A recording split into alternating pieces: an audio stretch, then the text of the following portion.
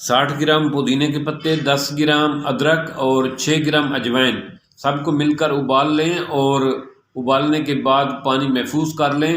آدھا کپ روزانہ دودھ اس میں شامل کر کے، گڑ شامل کر کے پئیں، تو یہ آپ کے پیٹ کی گیس افارے کا بہترین علاج ہے۔ ایسے لوگ جو پرانے گیس کے مریض ہیں، جن کو اکثر و بیشتر گیس کا مسئلہ ہو جاتا ہے اور ان کو شوگر نہیں ہے، تو ان کو چاہیے کہ یہ ضرور تیار کریں۔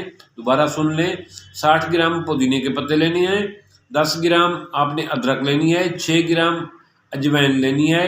ان کو پانی میں ڈالیں، اس کا عرق سا بنائیں، قہوہ سا بنائیں، اس کو چھان کر اس میں جو ہے نا آدھا کپ دودھ شامل کریں، آدھا کپ اس کا ہوگا، تو پھر اس میں جو ہے نا حسب ذائقہ تھوڑا سا گڑ شامل کر لیں اگر شوگر نہیں ہے تو۔